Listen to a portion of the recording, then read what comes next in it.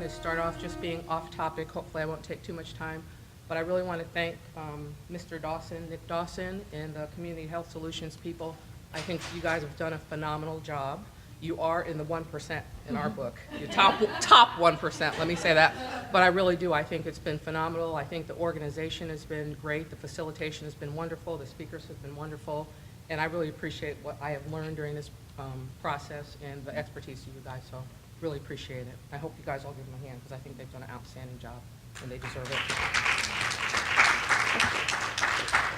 Okay, so with that being said, we're palliative care, and our focus population were hospitalized patients with advanced medical illnesses at the Careplex. What we wanted to do was improve the identification of palliative care needs and access to palliative care service for our hospitalized patients. So what we used was an existing tool. What the hospital had been using is an existing tool called the Caring Flow Sheet, which is actually a really wonderful tool based on some solid research. And pretty much it was just the care coordination department that was using that tool, which came up with some numbers at the end in a range of numbers and who would be an appropriate patient for palliative care.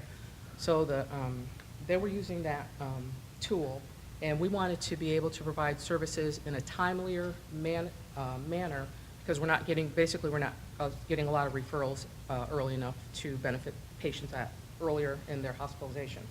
So that was our goal. And so we wanted to develop an accurate screening of patients' needs. Exactly right. And we didn't really have a good idea of what the population at our hospital was. How sick are they? How many were accessing palliative care services? And this tool had been in existence for almost 5 years, but the data was going nowhere. It's built into the Epic EMR.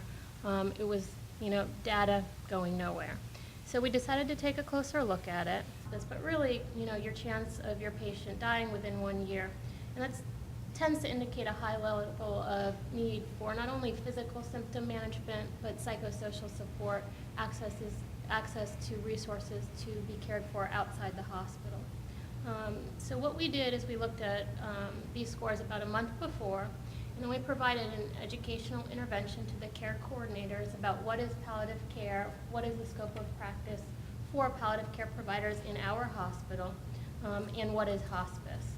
And then we looked about a month after at the data of that highest risk group who are accessing the palliative care services at our hospital. Really only about 60% of patients hospitalized had the screening completed at all, both pre and post intervention. The means caring score was about 8 before and after year mortality, and that was both pre and post our education intervention. So although we were perhaps seeing people earlier in their disease process, there was this entire group of patients who were at risk for dying within 1 year who were not accessing palliative care services. But there was no correlation with actual risk or potential need of the patient population. So what we found out was our results indicated that the caring screening tool was not being used consistently. So all the different areas that needed to be scored, actually you had to look back in the history and physical. You'd have to look to see if the patient had been admitted. Many of the staff had not received training on the caring flow sheet because it really was a very good tool. So despite the limitations, the majority of the patients in the highest risk group did not see palliative care. And our results indicate that there were a number of individuals nearing the end of life who are not receiving palliative care services while hospitalized. The educational materials have had more impact on increasing referrals by way of awareness of services than the screening tool. And we need to establish as simple a tool that can be used to identify patients with palliative care needs. So currently the palliative care overall for Sentara is developing a new tool. During the time period of our project, I think really learning to align our smaller projects with the system-wide projects is going to be important moving forward. Because if we did want to change anything with this tool, there would be no opportunity. Thank